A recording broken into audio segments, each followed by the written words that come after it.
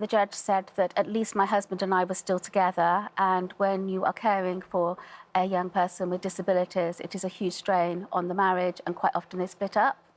Second thing she said to me... So what, they said that as though you were going to be getting funds from your husband and you should be grateful? Yes, and the second thing they said to me was that, oh, let's hope your son will outgrow his difficulties. What? What are we going to do about carers and for carers in this country? Because MPs are calling for a full-scale review of the carers allowance and an end to the benefit rules that have resulted in tens of thousands of unpaid carers actually being fined huge sums for really minor technical infringements of earnings limits. So, one of these carers is Elizabeth Tait, who looks after her 20-year-old son, Oliver, who has Down syndrome. And she had to pay back the government £1,623 after taking on extra supply teaching shifts to help with her family's finances. So we're going to chat to her in just a moment. But first, here's Kira Durkin with the story. Elizabeth is a carer for her 20-year-old son, Oliver, who has complex needs and Down's syndrome. For many years, she also cared for her late husband, David, until he passed away from cancer in 2018. Now a single mum, Elizabeth is one of thousands of carers who ended up in debt, as she said she unintentionally received overpayments of the carers allowance by taking on extra teaching shifts. It was just so hard. I had to earn money to help our family, and to be hit with that bill was just awful. A carer's allowance is £81.90 a week. You're eligible if you care for someone at least 35 hours a week. You are allowed to work while claiming carer's allowance, but weekly earnings should not exceed £151. If your earnings go over that limit by even £1, you lose your entitlement to the allowance. There is no compassion, and I think that is where the issue is. It is just, you owe this money, you must pay this back. There is no consideration of your circumstances. The Department for Work and Pension says they have increased carers' allowance by almost £1,500 since 2010 and that safeguards are in place for managing repayments. But for Elizabeth and many other carers in her position, they feel they are not being heard, and it's a constant fight with a system that should be protecting them. You said it in a single, succinct sentence in that remarkable documentary about you and Derek and your family that went out a few weeks ago. You said that the system, you think, until you get there, is meant to be there to catch you. And then you discover it actually is there to catch you out. And that's just how you felt. We'll come to you in a second, because Elizabeth joins us along with Johnny Timpson, who's a former government dementia advisor. He's also a man of principle, because he quit last week in protest over the treatment of disabled people and their carers. There's always a straw that breaks the camel's back in these situations. What was it with you? What was it when you thought, you know what, the heck with this? Well, I'm going. They promised to fix this overclaim issue in 2019, Richard. It's been a growing issue since that point. We have a system where the person receiving the benefit has to tell the DWP, I mean, you're overpaying me. The DWP don't necessarily actually action that. For months and years, you find yourself in a situation where you have to pay back thousands. You know how complex it is being a carer. You've got a lot going on in your life. This is a very conditional, complicated benefit, introduced in 1976 and hasn't changed. But life has changed since then. What I've learned in the in my time since I've been involved in this, sadly not anymore, but being a carer, is that it all sounds like a thick muddle to anyone who hasn't been in care, hasn't been a carer or hasn't been in that position. What are they talking about? Well, they shouldn't have claimed so much.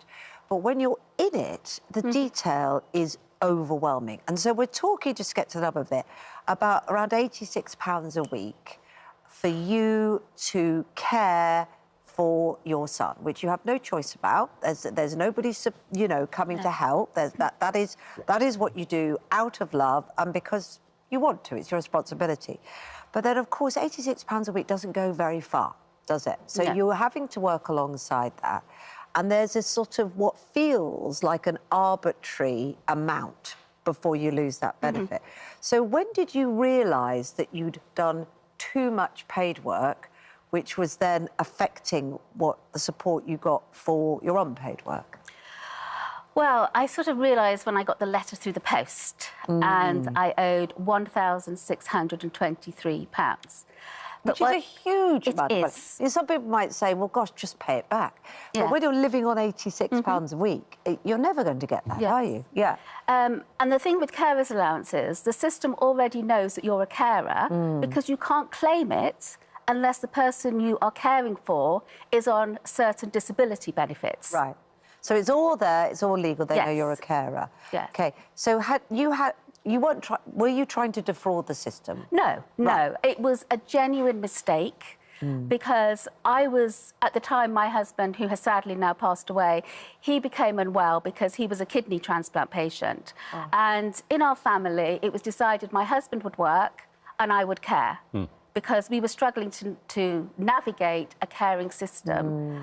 And then what happened was he became unwell, so I decided to do some extra work as a supply teacher, working ad hocly.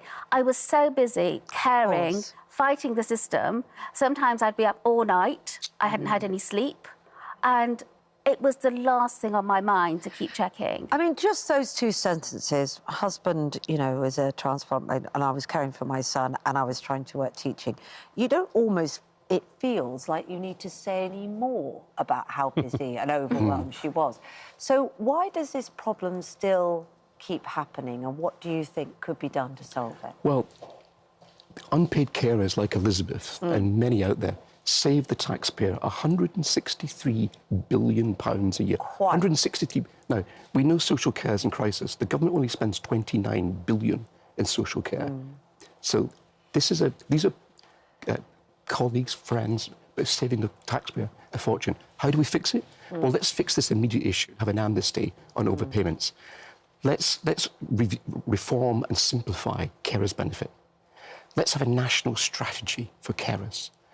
Let's change the disability confidence scheme and make it a disability and carer covenant scheme. For What people. enrages me... How would that work? Sorry, No, you Richard. carry on. Yeah. How would that work? A national strategy, big tick, everyone could see that would work, that would help local authorities and it would help the NHS, it would help everybody.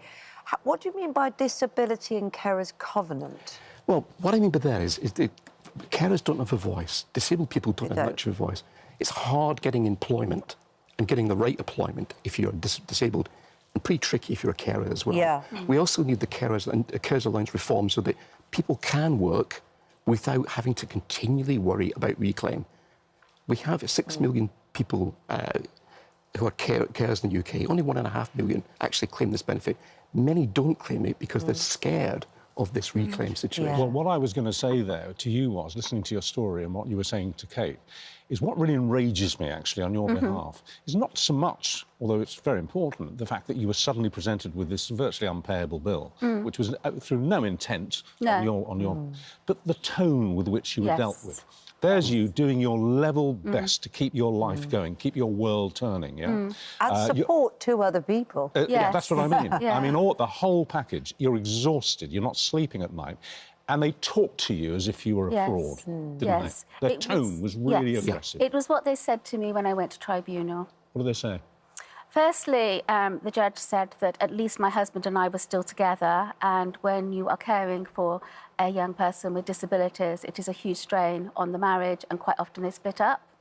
Second thing she said to me... So they said that as though you were going to be getting funds from your husband and you should be grateful? Yes, and the second thing they said to me was that, oh, let's hope your son will outgrow his difficulties. What? What? That's such... Yes. So there's ignorance. a fundamental lack of understanding There of any situation. There is. Yeah. And as I said, I didn't choose to be a carer. It's a situation I am now in. I am now on no benefits. So I am not on carers allowance. I am not on universal credit. If you're on universal credit and carers allowance, that money's taken off the universal credit. If you're a pensioner, I don't think you can get universal. You can't claim carers allowance. So you're navigating the system, and I am so terrified now. I am not allowed carers allowance. I've had 2 letters from the DWP, one saying that it's because I'm not doing 33 hours care, which is rubbish, and the second time because I'm obviously earning, but I'm working for myself. It's the only way I can work. But I'm also caring. At the same time. And I am swamped with paperwork. Yeah. I am swamped with appointments. We have an adult social care system which is in crisis. We have, obviously, health is in crisis, so getting appointments is tricky. So it is a huge problem, and I just want to talk and share about it and see if we can find a way. I am not just a single carer. There is a whole army of carers out there, all with different stories, all passionate, but all about love. My life is not tragic. My life is full of love. And I care because I love my son. I walk in his shadow, and I walked in my husband's shadow, and I would do anything to help them.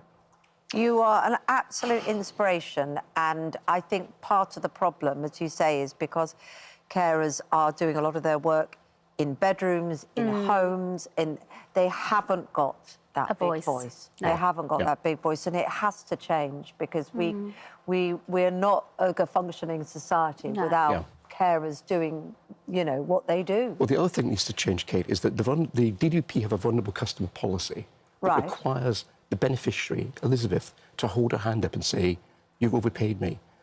How would you ever know? Well, let me contrast chaos. that with what regulators and other sectors require, like financial services and utilities. The government departments sponsor those regulators.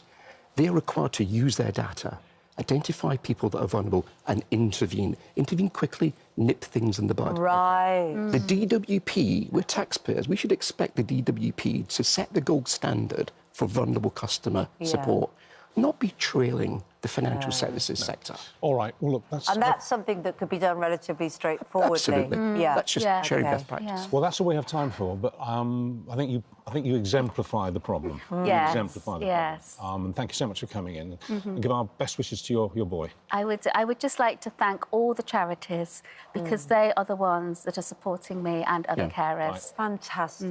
Fantastic. Can I thank you for giving carers a voice? Thank you very much. Crucial that we hear you. Absolutely. Crucial that we hear you. Yeah, absolutely. Thank you both very much indeed. Thank you very much. For your time.